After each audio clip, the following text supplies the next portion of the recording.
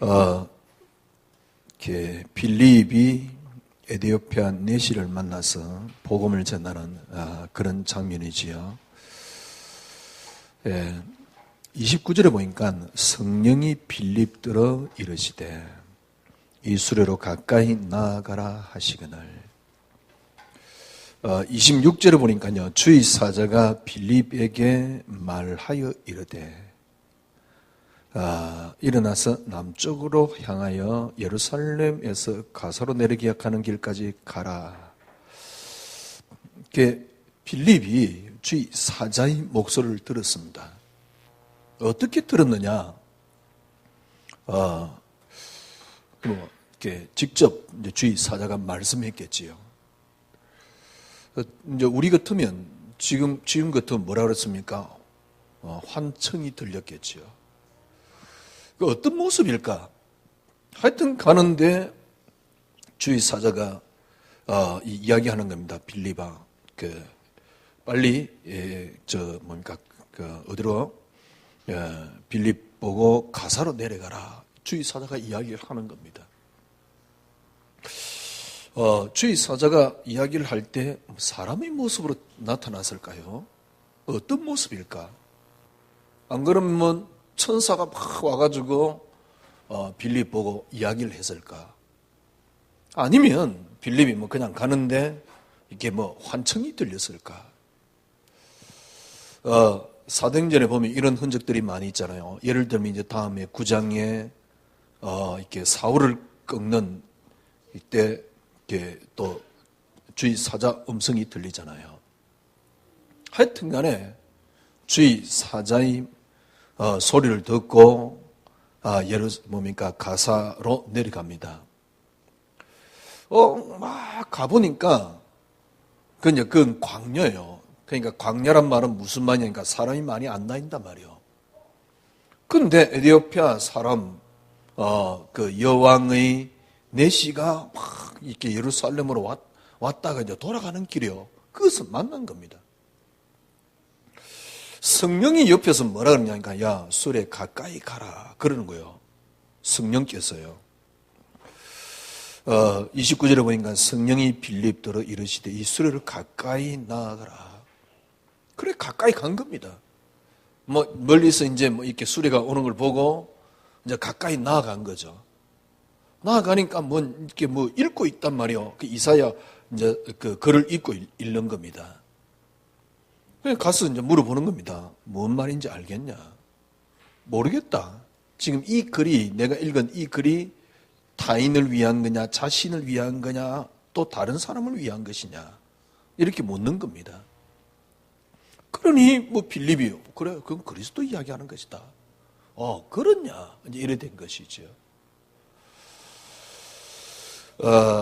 또 빌립이 그렇게 이제 복음을 전하고 38절에 보니까 빌립이 세례를 베풀고 난 뒤에 39절에 물에서 올라올 때 주의 영이 빌립을 이끌어 간지라. 주의 영이 빌립을 또 이끌어 가는 겁니다. 다른 지역으로요. 다른 데로 주의 영이 이끌어 가는 겁니다. 주의 천사가 빌립에게 말을 했어요. 야, 가사로 내려가라. 그래, 가보니까 광야란 말이요. 그러니까 광야인데 사람이 마치 한 사람이 지나가요. 지나가는 게 아니고 이제 몇 명이 지나가는데 수레를 탄 에디오피아 내시가 지나간단 말이에요. 그러니까 가까이 그걸 보고 있는데 성령이 뭐라냐니까 가까이 나가라 그런 거죠. 그래서 가까이 간 겁니다. 그래 이제 빌립에게 복음 전했는데 나중에 주의 영이 빌립을 이끌어 간지라. 주의 영이 빌립 보고 야 수레 가까이 가라. 어떤 상황일까요? 빌립이 일단 가까이 가긴 갑니다. 지금 어떤 모습일까요? 천사가 나타나서 이야기를 한 걸까? 또 아니면 성령께서 야 가까이 가라. 그럼 앞에 천사는 어떤 모습이고 지금 성령께서 인도하는 모습은 어떤 모습일까? 성령이 야 가까이 가라.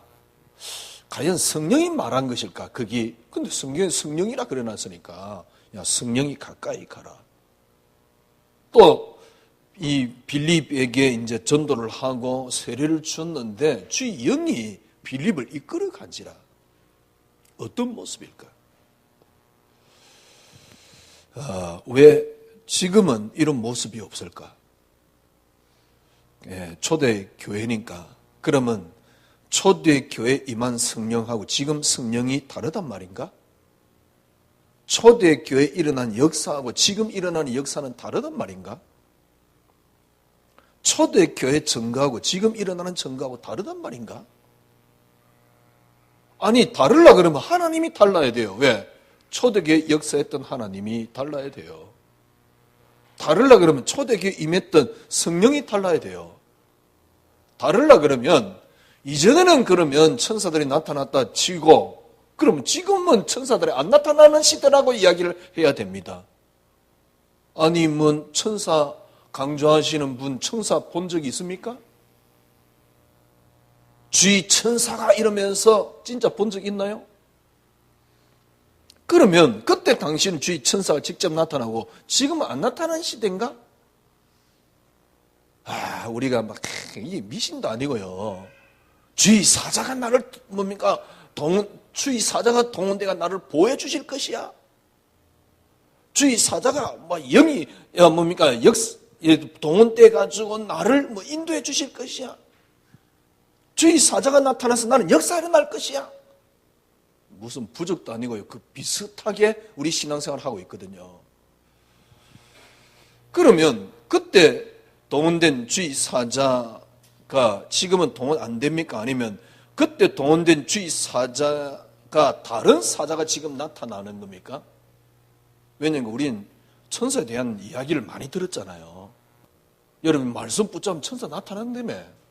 기도하면 천사 나타난다며. 메시지 한 번도 안 들어봤습니까? 옛날에 내가 했던 이야기인데. 그럼 말씀 붙잡을 때 기도할 때 천사가 나타난다며.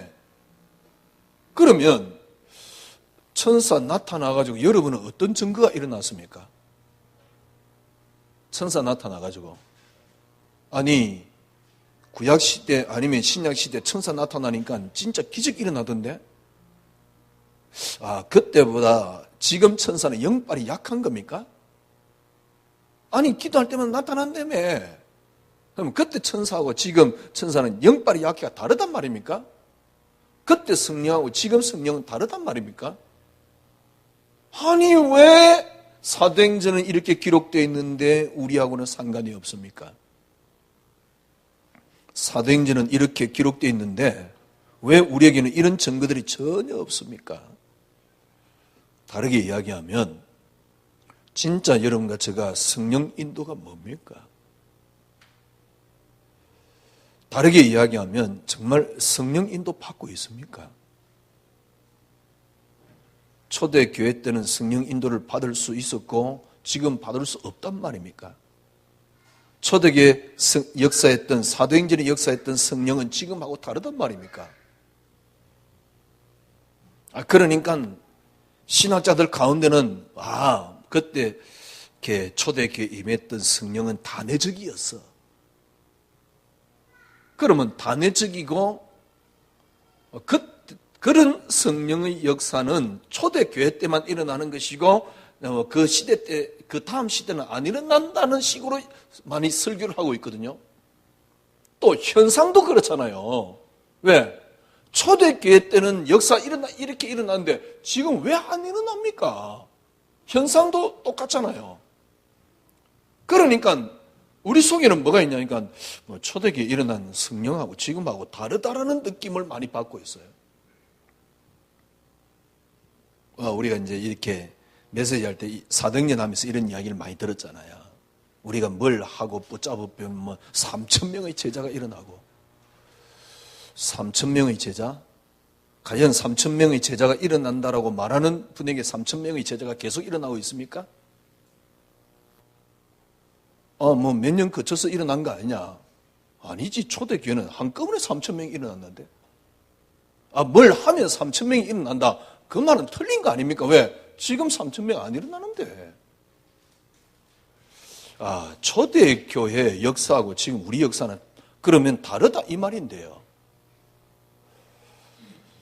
여러분, 성령 인도가 뭘까요?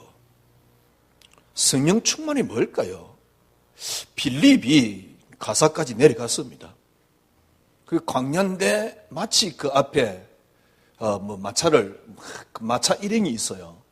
그 마차 일행이 누구냐는 게 에티오피아 네시 간다기가 타고 있는 마차 일행입니다. 성령이 뭐라니까? 야, 가까이 나아가라 그러는 거예요. 그 모습이 뭘까? 성령께서 말을 한 것일까? 가까이 나아가라. 그러니까 가보니까 성경을 읽고 있어. 그럼 물어본 거예요. 뭔 뜻인지 알겠냐? 그럼 뭔 뜻인지 알겠냐를 어떻게 물어봤을까요? 그것 또한 성령 인도 아닐까요? 모르겠다. 도대체 이 사람이 누굴 말하는 거냐? 예수 이야기하는 것이다. 그렇구나. 그러면 내가 지금 이 예수를 알고 주를 믿는데 부족한 게 있냐? 나에게 세례를 달라. 그래 줄게. 세례를 주고 두 사람이 물에서 올라오는데 성령이 빌립을 이끌어갔다. 그렇게 표현했어요. 이 말은 무슨 말입니까? 빌립이 완벽하게 성령 인도 받았다 이 말입니다. 천사가 직접 어떻게 나타났는지 모르지만은 지금 천사 본 사람이 있습니까? 나에게 잘해주는 어떤 사람을 통해서 지금 천사가 나타나지 않습니까? 글쎄요. 그런 식으로 억지로 해석을 하면 곤란하지요.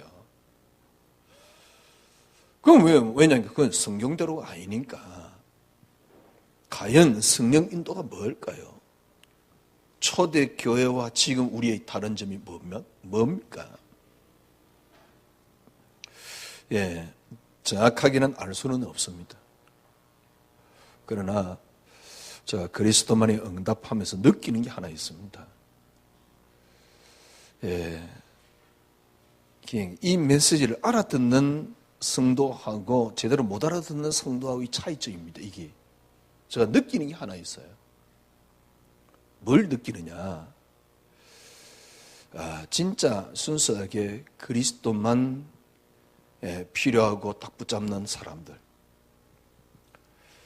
그런 분들은 드디어 뭘 느끼느냐니까 그리스도 한 분이면 정말 충분하다는 걸 느껴요.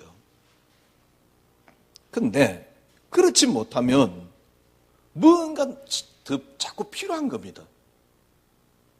진짜 그리스도를 깨달아버리면 다 들어있는데 그게 안 되는 거예요. 그리스도, 쉽게 말하면 그리스도 한 분으로 내가 만족하지 않는 겁니다. 엘리야도 사라지고 모세도 사라지고 그리스도만 남았더라 그 단어가 안 되는 거예요. 고백은 되는데 그래도 비전이 필요하다. 그래도 내가 살라 그러면 밥 먹고 살아야 되니까 그래도 소망이 필요하고 비전이 필요하다. 목사님 메시지 들어보니까 그래 그리스도만의 응답 참 메시지 들으니까 은혜도 되고 좋다. 그런데 내일 뭐가 필요하냐니까 그래도 내가 지금 잘 돼야 되는 뭔가 비전이 필요해요. 어떤 사람은 이래요.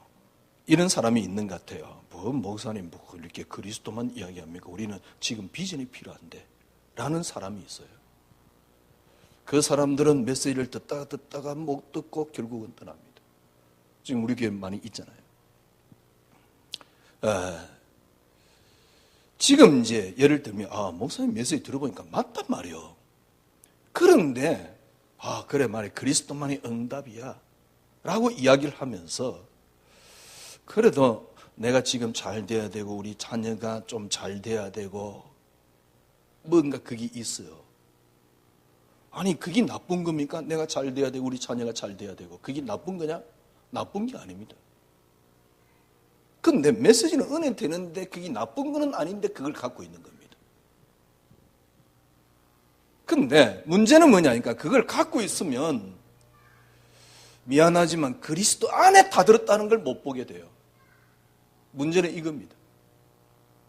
그러니까 어떤 쪽에서는 그래 그리스도 문 목사님 어느 날 진짜 우리가 그리스도 가졌으니까 나는 믿음이 있단 말이요. 당신 믿음 없는 같이 이야기를 했는데 나는 믿음이 있단 말이에요. 그래서 나는 믿음이 있기 때문에 나는 비전이 필요합니다. 이런 사람은 메시지를 못 듣고 그냥 떠나는 거예요.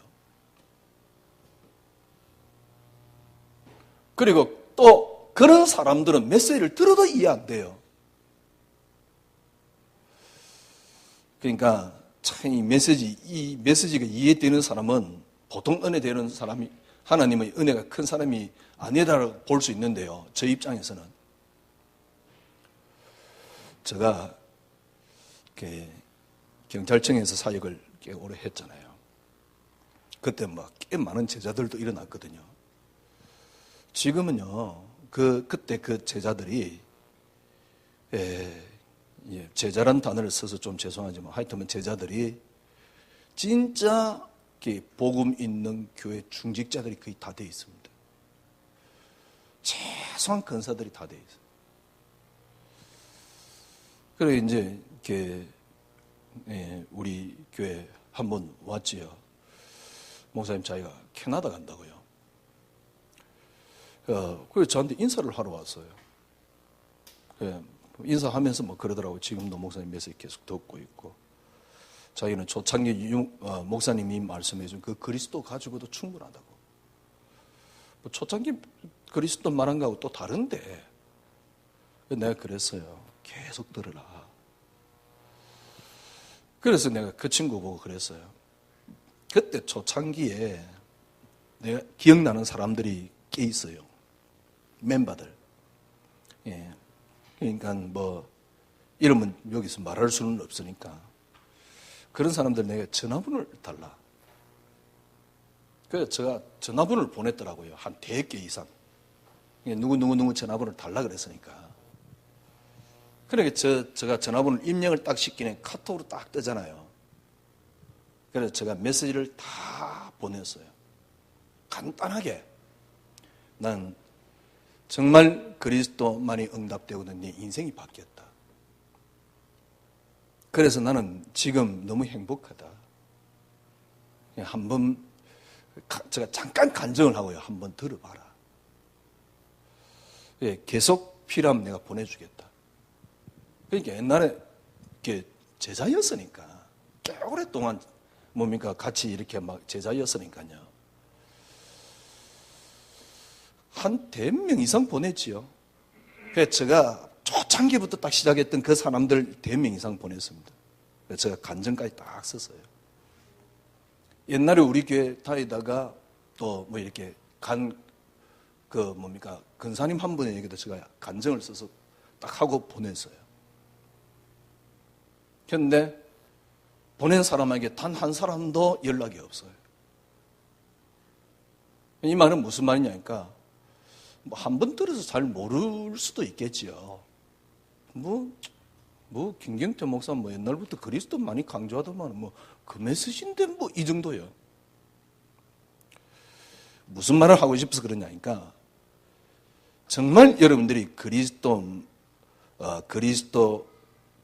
내가 그리스도 가졌기 때문에 나는 신앙생활 잘 하고 있어. 그러면서 나는 그리스도로 이제 나는 비전이 필요한 사람은 메시지를 들어도 못 알아듣습니다. 두 번째 부류는 어떤 사람이냐니까 그리스도만이 응답 맞아. 그래 은혜 같아. 목사님 메시지 들어보니까 맞는 것 같아. 은혜는 돼. 그런데도 뭔가 내게 필요한 것들이 있습니다. 그게 일을 통해서나 아니면 자기의 어떤 성향을 통해서나 뭔가 필요한 게 있습니다. 이런 사람들도 메시지를 계속 듣고는 있습니다만은 더 깊은 부분을 이해를 못해요. 물론 그거는 하나의 은혜입니다. 그러니까 그래, 그리스도만이 응답. 은혜는 되지만은 실제적인 부분을 몰라요. 그러니까 쉽게 말하면 한계에 딱 부딪히는 겁니다. 이런 사람들이 예를 들면 메시지를 계속 듣다 보면 누가 이제 중간에서 이렇게 쫙 그걸 해주면 되는데 못 해주면 그 목사님 뭐 똑같은 메시지네 뭐 이런 식이 딱 돼버려요. 이 지금 메시지 하는 게 똑같은 메시지가 아니거든요. 근데 이제 하나님 은혜로요. 그래 말이야. 진짜 그리스도만이 내게 유일하게 하나님 축복이고 응답이구나. 어떤 분은요, 메시지 하나 딱 깨닫고요. 하나 딱 듣고는요. 내가 그렇게 원하던 메시지가 이 메시지다라고 하는 분도 있어요. 지금 저 메시지 듣는 사람 가운데. 그래가지고 어떤 분은 하루에 3개씩, 4개씩, 4개씩 계속 듣는 분이 있습니다. 물론 우리 교인은 아닙니다. 신기하게 놀랍게도요. 들어보니까 이제 우리 지금 교회 나오는 분 중에 가운데도 뭐 메시지 계속 듣다가 뭐 이번 달 핸드폰비가 30몇만 원 나왔다는 분도 있더만요.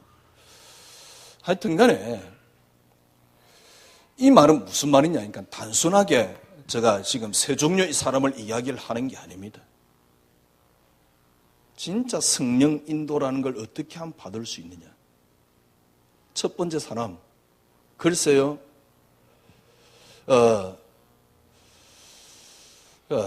어떻게 표현해야 될까요? 그러니까 내가 그리스도 가지고 있습니다. 나는 그리스도 가지고 있다. 나는 믿음이 있다. 그래서 나는 뭡니까? 이걸 붙잡고 이렇게 하면 되어질 것이다라고 이야기를 하는 사람입니다. 예, 늘 말씀드렸습니다만은 그 사람은 특징이 뭐냐? 철저하게 자기 중심입니다. 그러니까 그 사람이 자기 중심이 아니고 자기 중심적이 되도록 길들여져 왔어요. 그래서 딱 자기 중심이 되어 있습니다. 자기 중심이 되어 있는 이런 사람들은 쉽게 말하면 뭡니까? 성령 인도를 받을 수가 없죠. 두 번째로 이제 그런 뭡니까? 그리스도만이 응답 맞아. 그런데 자기 중심을 못 부린 겁니다. 앞에 첫 번째 분류는 자기 중심인 사람이고요. 두 번째 분류는 그래, 그리스도만이 응답 맞아. 그래놓고 자기 중심을 아직도 못 버린 겁니다. 쉽게 말하면 어떤 착각하고 있을는지도 몰라요. 나는 갈라디아서 2장 2절 되는데? 라고 착각하고 있을는지 몰라요. 그런데 문제는 뭐냐니까 정말 그리스도 안에 다 있다는 걸 모르게 돼요. 또 놓치고 살아가게 돼요. 제가 빌립을 보면서요. 성령 인도가 뭘까? 세 번째 사람은요. 어떤 사람이냐? 더 이상 필요한 게 없어. 그리스도만 있으면 돼. 그게 행복해. 사실은 그 안에 다 보이거든. 이런 사람이 제가 보기엔요. 성령 인도를 받을 수 있지 않겠냐. 저는 이런 사람들이 생각을 하는 그곳에 저는 성령 인도가 일어난다라고 생각이 들어요. 무슨 말이냐? 제가 다시 이야기를 해볼게요. 저 자신을요. 저는 이렇게 처음에 그냥 신학교 갈 때부터 조금 뭐랄까요? 그러니까 신학교 갈 때부터 그냥 목회를 꼭 해야 되나? 신학교 다니면서요. 제가 대학원 다니면서요. 대학원에 우리 동기들이 꽤 많잖아요. 그 사람들 보면서 저 사람들 목사 되면 안 될 것 같아라는 사람들도 꽤 많아요. 학교 다니는데 신학생인데 저 사람들은 목사 안 됐으면 좋겠다라는 사람들도 꽤 많다니까. 하기야 문제는 뭐냐? 그런 사람들이 지금 목사 다 돼 있으니까 문제는 거예요. 저는 그랬었거든요. 그런데도 제가 대학원 졸업할 때쯤에는 뭔가 비전이 확 생기더라고요. 그래, 할 수 있어. 제가요. 나는 정말 주님의 은혜를 사모하고요. 때로는 찬송 부르면서 눈물이 나기도 하고요. 그죠? 좋은 글귀나 아니면 그런 거 있으면요, 정말 은혜되고 감동이 넘치고. 제가 그랬다니까요. 그런데도 제가 비전이 딱 있었어요. 초창기에. 예를 들면 처음에 뭐 이렇게 복음 만났을 때도 마찬가지입니다. 그래, 나는 서부지역 복음 할 거야. 난 세계 복음 할 거야. 왜? 나는 할 수 있어. 이거였거든. 그때 제가 이상한 인간이 아니에요. 제가 하나님 잘 뭡니까 믿기를 원하고 저 나름대로 동기 없고 순수하게 목회하기를 원하고 교인들 부담 안 주려고 뭡니까 원하고 저는 그런 사람이었다니까. 그런데도 뭐 나는 지역 복음할 거야. 그때 제가 그랬다니까요. 그래가지고요.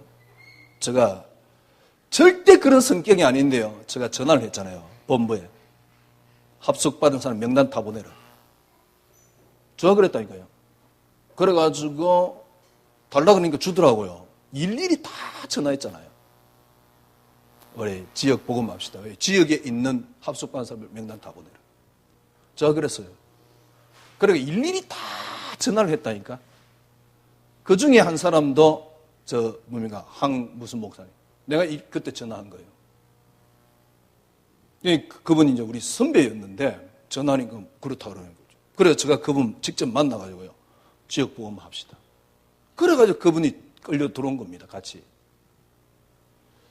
일일이 다 제가 전화를 했다니까요. 왜? 난 할 수 있었으니까.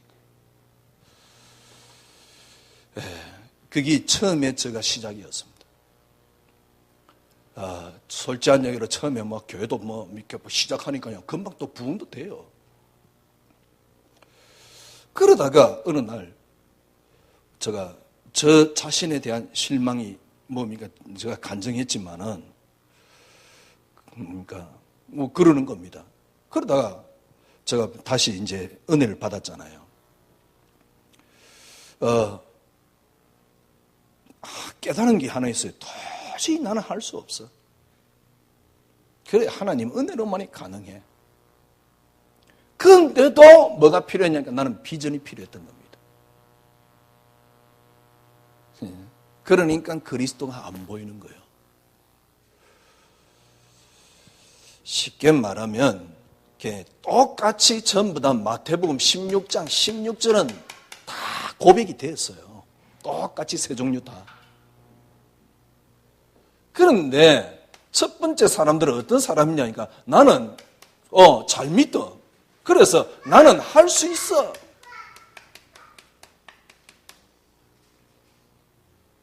그러니까 메시지는 늘 나 중심입니다. 나는 할 수 있어. 이걸 아직도 못 버린 사람은 저 메시지를 이제 더 이상 못 듣는 겁니다. 이해됩니까?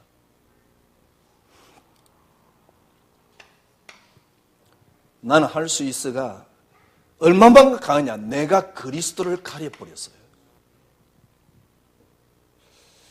두 번째 확인한 게 뭐냐니까 나는 할 수 없어. 나는 할 수 없어. 내가 어느 정도 부정된 겁니다. 그런데 뭘 못 놓고 있느냐? 그래도 나는 비전이 필요한 겁니다. 나는 잘 돼야 되는 어떤 동기가 내게 늘 필요한 겁니다. 자녀 성공이 내게 늘 필요한 겁니다. 이런 사람들은 목사님 메시지 맞아 그러면서 지금 갈등을 계속 하고 있는 사람들입니다. 왜냐니까 나는 할 수 없다라는 확인까지 됐음에도 불구하고 나를 못 내려놔요. 문제는 뭐냐니까 그리스도 속에 있는 참된 것들이 안 보이는 겁니다. 그리스도 속에 있는 참된 것들이 안 보여요.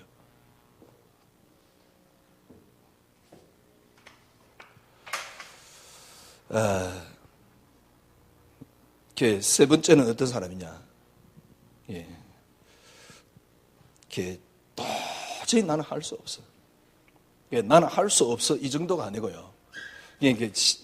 어떻게 표현해야 될지 모르겠는데 하여튼 간에 정말 그리스도만이 내게 가치가 되고요. 응답이 되는 겁니다. 어느 정도 가치가 되고 응답이 되냐? 비전이 더 이상 필요하지 않는 사람입니다. 비전이 더 이상 절대 필요하지 않습니다. 아예 필요하지 않습니다. 이런 사람은 뭘 느끼게 되느냐니까, 그리스도 안에 다 있다는 걸 느끼게 돼요. 지금 제가 보기엔요, 요 메시지 듣는 사람 세 종류였단 말이야. 제가 처음에 목회했을 때 이 모습입니다. 저 그리스도는 안다니까요. 어떤 면에서 저 나름대로 순수해요. 근데 나는 할 수 있다니까. 어느 정도 하고 나니까 안 되더라고요. 그런데 늘 비전을 갖고 있는 겁니다. 저는 이때 뭘 발견했냐. 기독교 혹시 종교 아닌가? 이런 갈등까지 빠진 거죠. 어떤 면에서는요, 제가 메시지 시작하고 난 뒤에도 지금 우리 교인들 가운데는 이런 사람도 있습니다. 목사님 말 맞아. 그래, 그리스도만이 응답이야. 맞아, 그리스도만이 가치지. 왜? 늘 했던 메시지니까.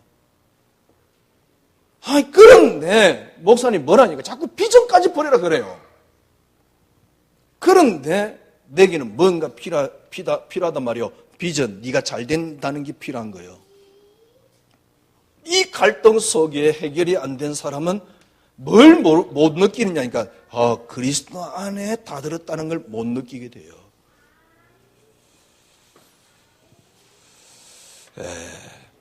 그리스도만이 내게 다 가치가 된 겁니다. 그리스도 한 분만이 내게 필요한 겁니다.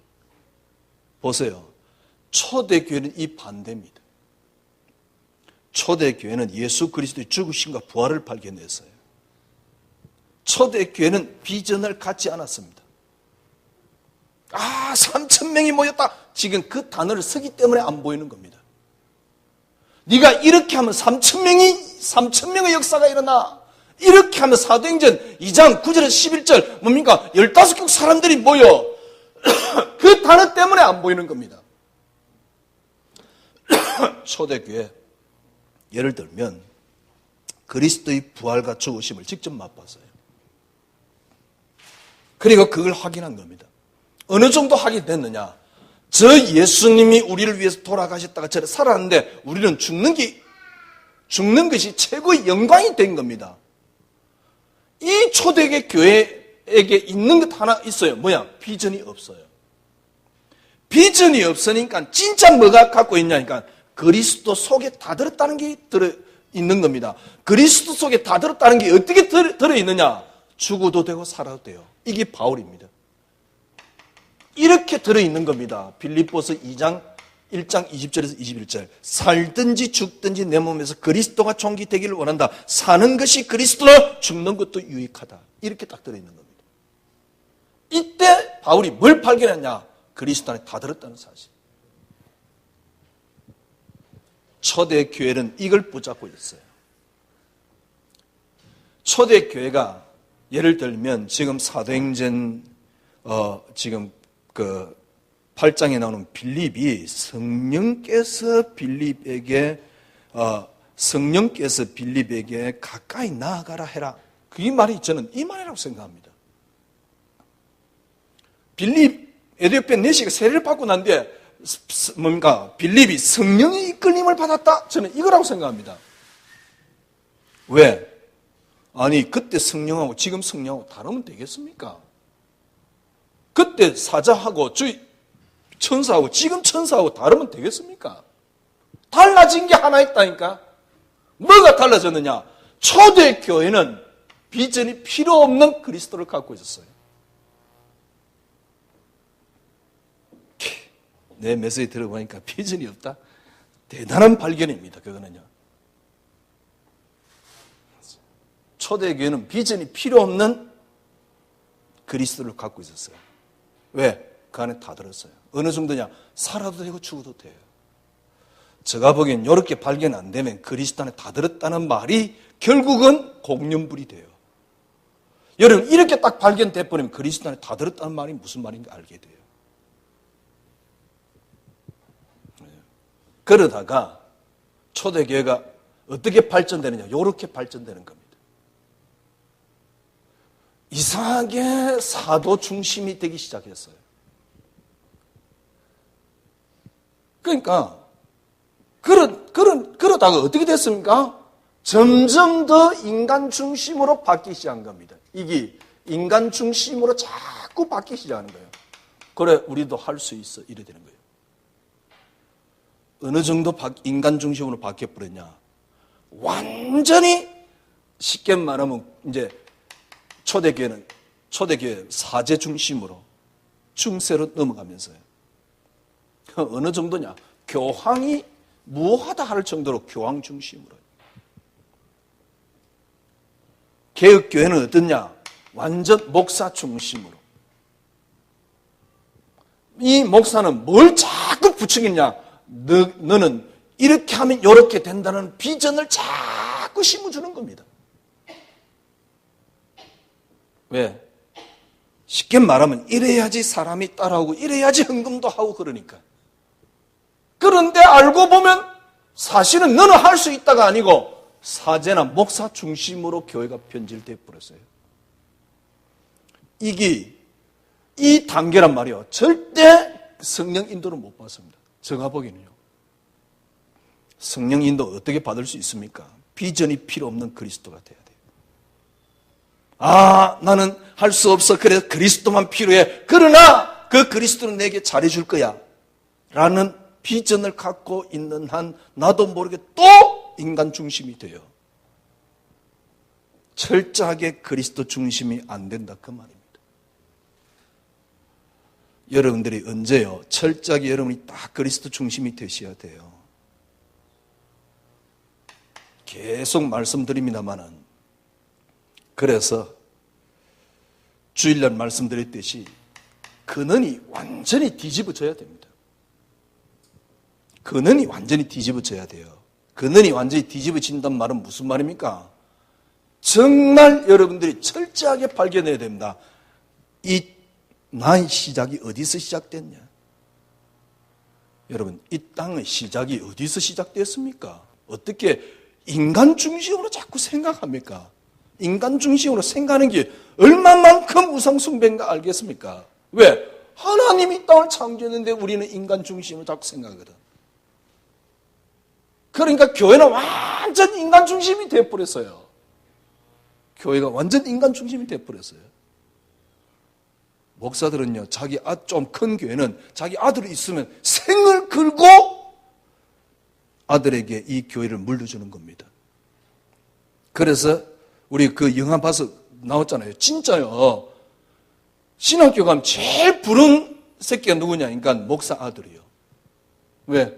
가만히 있어도 그 교회를 물려받을 수 있는 조건 속에 있으니까. 이런 식이라니까 교회가요.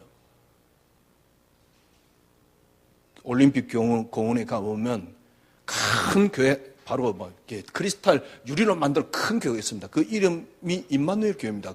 감리교잖아요. 김국도 목사입니까?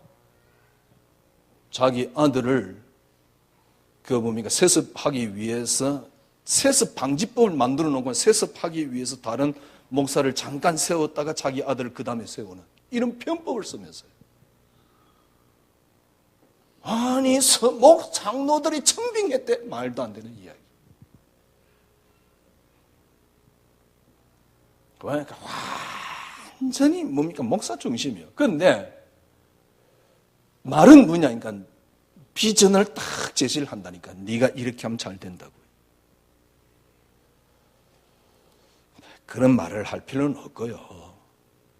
왜 우리가 자꾸 사람 중심이 됩니까? 너무너무 뭡니까? 틀리잖아요. 그게 제가 보기에 우상숭배입니다. 왜 그러냐? 이 땅은 누가 창조했습니까? 하나님이 창조했잖아요. 하나님 당신이 창조하셨잖아요. 하나님이 어떻게 이 땅을 시작하셨습니까? 당신이 창조해놓고 그리스도로 시작하셨잖아요. 그래서 여러분과 저희 시작은 어디입니까? 우리의 시작. 여러분과 저희 시작은 철저하게 그리스도입니다. 지난 주일날 제가 말씀드렸잖아요. 가인이 아벨을 죽여야 됩니까? 안 죽여야 됩니까? 죽여야 됩니다. 가인이 아벨을 죽였다가 아니고 죽여야 됩니다. 왜? 그래야 셋이 나오잖아요. 아니, 가인이 아벨을 죽였기 때문에 하나님이 셋을 준 거 아닙니까? 그렇게 성경 보니까 엉터리로 보는 거예요. 만약에 가인이 아벨을 죽였기 때문에 하나님이 셋을 줬다 그러면 성경 전체가 무너집니다. 왜? 창세전이라는 단어를 쓰면 안 되잖아요. 셋을 하나님이 언제 준비했습니까? 성경대로 이야기해 보세요. 셋을 언제 준비했지요? 창세전이에요. 이 땅 조성하기 전에 셋을 준비했다니까? 가인이 아벨을 죽이고 난 뒤에 셋을 준비한 게 아니에요. 성경에 분명히 창세전이라 그랬잖아요. 여러분과 저가 언제 시작됐습니까? 창세전에. 그렇잖아요. 다윗과 바세바가 만나야 됩니까? 안 만나야 됩니까? 솔로몬이 언제 준비되어 있죠? 창세전에. 왜 창세전에 솔로몬을 준비했습니까? 그리스도를 보내려고. 그래서 다윗하고 솔로몬이 만난 겁니다. 이해되십니까? 아, 다윗이 뭐 범죄를 했는데 그런 이야기가 아니에요. 성경은 전부 다 한나가 애를 못 낳아가지고요 막 기도를 했더만은 부르짖었더만은 아들을 줬는데 사무엘이 이렇게 개똥 같은 설교예요. 아니, 우리가 기도하지 말자 말입니까? 아니잖아요. 사무엘은 언제 준비되어 있습니까? 성경대로 같으면 뭡니까? 성경대로 같으면 창세전에 사무엘을 하나님이 예비해 놓은 거 아닙니까? 그런데 왜 아들을 안 줬습니까? 하나님 시간표가 아니니까. 기도했기 때문에 뭡니까? 한나에게 사무엘을 줬다 그러면 성경 창세전이라는 단어가 무너져 버려요. 창세전이 무너지는데 그러면 창조가 무너져 버리는데 뭘 믿고 그러면 신앙생활 한단 말입니까? 하나님이 이 땅을 창조했고 그리스도를 통해서. 여러분과 저희 시작이 뭡니까? 그리스도란 말이요.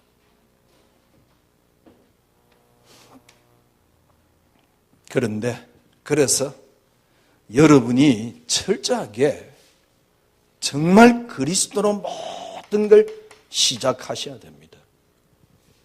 그래서 이걸 근원을 뒤집어야 돼요. 여러분 자녀가 뭡니까? 하나님이 창세전에 예배했다고 준 겁니다. 톨스토이 한 말이 맞아요. 어느 시간에 그거는 이제 조금 진화론적인 냄새가 있지. 어느 시간에 어떤 장소에서 어떤 것이 하나의 유기체가 되어서 이 땅에 존재하다가 없어지는 것이다. 톨스토이는 하나님 믿는 사람입니다. 우리의 시작이 어디서 시작됐습니까? 철저하게 그리스도로 시작됐다는 사실. 그래서 여러분의 근원을 완전히 여러분 자녀의 근원이 뭡니까? 그리스도. 우리의 생명을 데려가는 것도 누굽니까? 그리스도. 그 그리스도가 시작이고 그 그리스도가 끝입니다. 어떤 말도 안 맞아요. 우리가 숨을 많이 뭡니까? 쉰 만큼 살다가 간다. 그건 진짜 불신자가 하는 소리잖아요. 모든 것들은 그리스도입니다. 그리스도로 시작되었습니다. 그래서 여러분이 요 그리스도라는 근원 속에 들어가야 되는데요. 저는 이 그리스도라는 근원 속에 들어갔던 게 그리스도만이 정말 하나님이 주신 유일한 응답이라는 사실.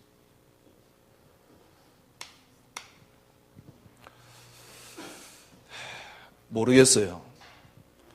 저 같은 경우는요, 요 그리스도만의 속에 들어가니까 깨달아지는 게 있습니다. 뭐가 나옵니까?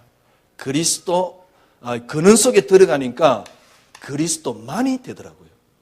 그 이제는 그리스도만이 안 돼요. 틀림없이 나는 그리스도 붙잡고 있지만 뭔가를 자꾸 거기다가 붙여놓는 겁니다.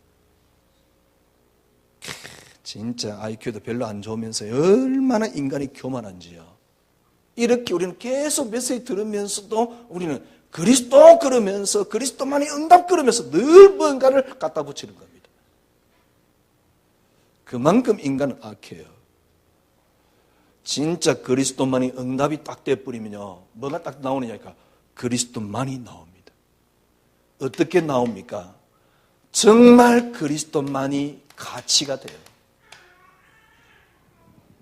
그 이전에 가치 아무리 이야기해봤자 그거는 슬로건입니다. 구호밖에 안 돼요. 한두 번 제가 이야기했겠습니까? 그래 그리스도만이 최고의 가치야. 그래봤자 슬로건입니다. 구호입니다. 정말 그리스도만이 가치가 딱 돼요. 더 이상 다른 게 가치가 없어요. 진정한 가치가 이 안에서 발견되어집니다. 이때 여러분에게 나오는 게 하나 있습니다. 여기에 이 그리스도만이 가치에 여러분이 참된 이유가 발견돼요. 이 말은 무슨 말입니까? 그때부터 그리스도만이 이유가 돼요.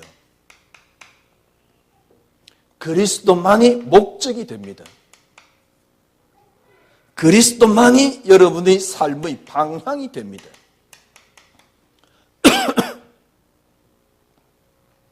이게 그리스도만의 삶입니다. 저는요, 정말 그리스도만이 이유가 되었을 때 저는 초대교회가 되어진다고 봅니다.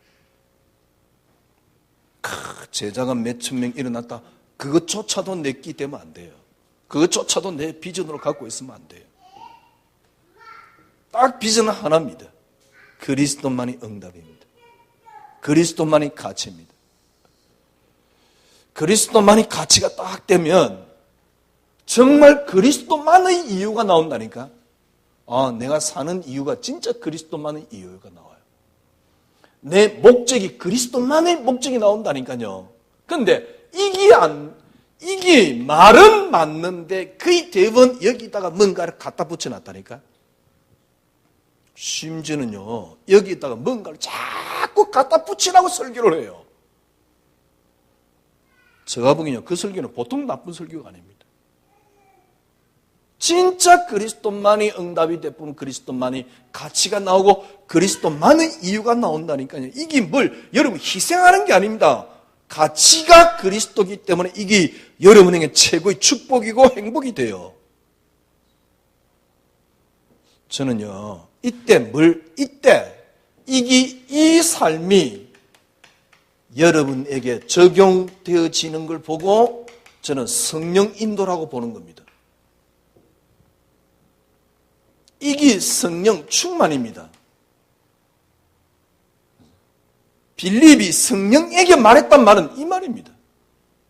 쉽게 말하면 이거예요. 초대교회는요, 자기 게 없어요. 자기 비전이 없어요. 자기 목적이 없어요.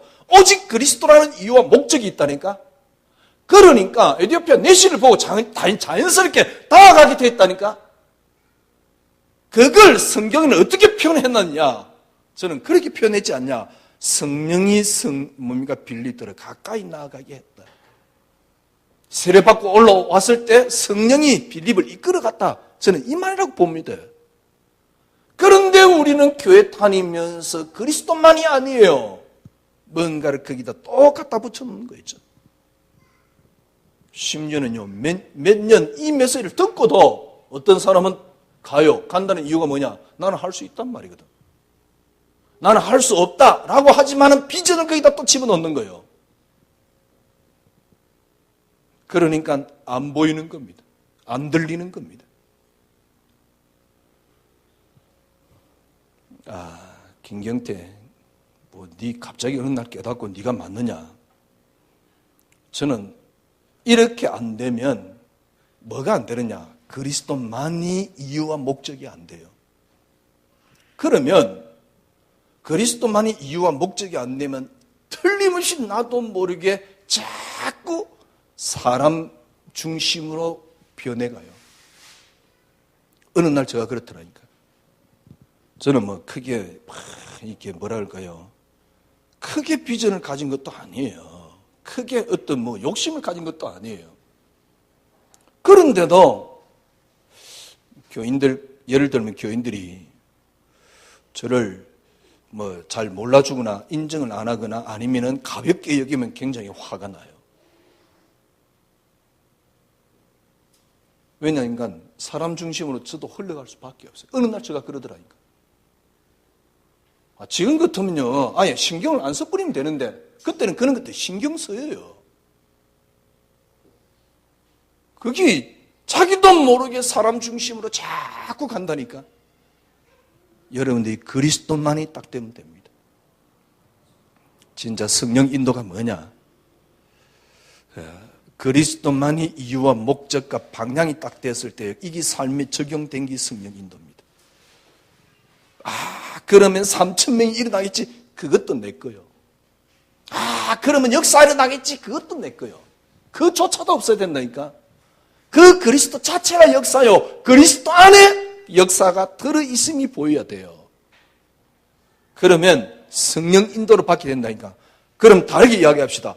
여러분의 삶이 성령 인도를 못 받는데 어떻게 역사 일어나기를 바랍니까? 기도 내가 좀 했더만은 역사 일어난다? 그렇게 하나님을 움직일 만큼 여러분들이 대단한 사람입니까? 말도 안 되는 이야기. 신학도 없는 이야기입니다. 그런 이야기는.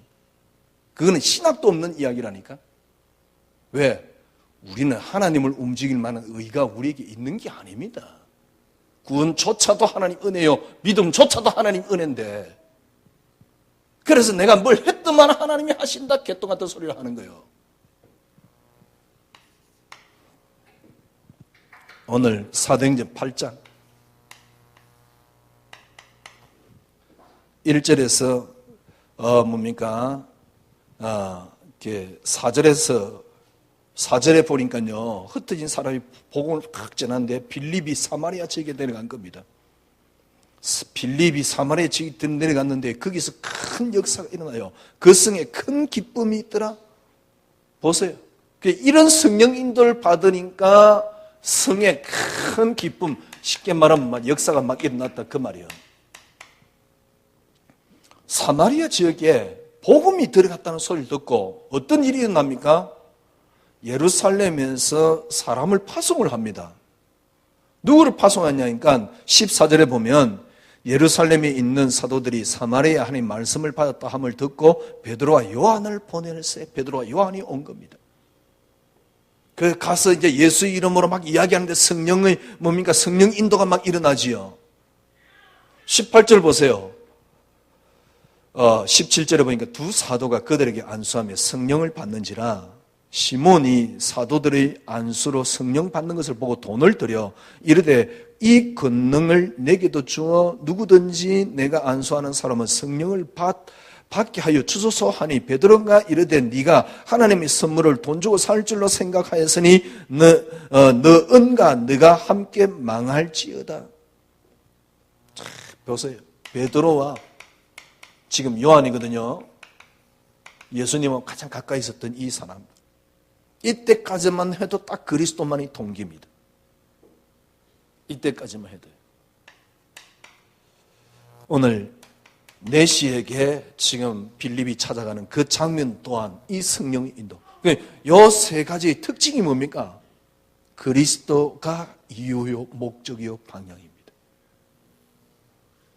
그러니 초대교회는 이런 역사가 일어나게 되는 거예요. 여러분의 인생의 이유가 뭡니까? 만약에 이게 그리스도라 그러면 여러분 근원을 찾아낸 겁니다. 만약에 이게 그리스도가 아니라 그러면 여러분 또 근원이 회복이 안 된 거예요. 내 인생이 그리스도로 시작됐다는 게 답이 안 나온 거예요. 그러니 여러분들은 틀림없이 뭔가 다른 걸 갖고 있습니다. 말은 그래 그리스도만이 응답이야 그러지만은 그거는 지식입니다. 그거는 이론입니다. 여러분이 이유가 뭡니까?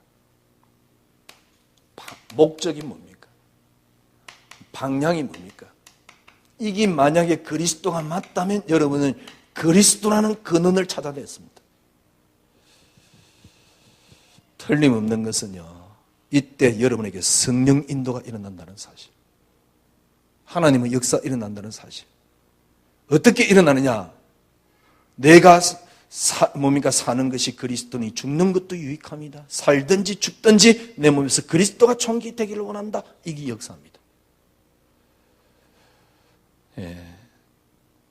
이때 여러분이 찾아오는 게 있습니다. 인생이 살면서 인간으로서 가장 큰 행복을 누리게 돼요. 이게 신앙생활입니다. 빌립과 같은 성령 인도가 오늘부터 이루어지기를 바랍니다. 기도하겠습니다. 하나님 감사합니다. 성령 인도 받는 신앙생활이 되게 하여 주시옵소서. 예수 그리스도 이름으로 기도드리옵나이다. 아멘.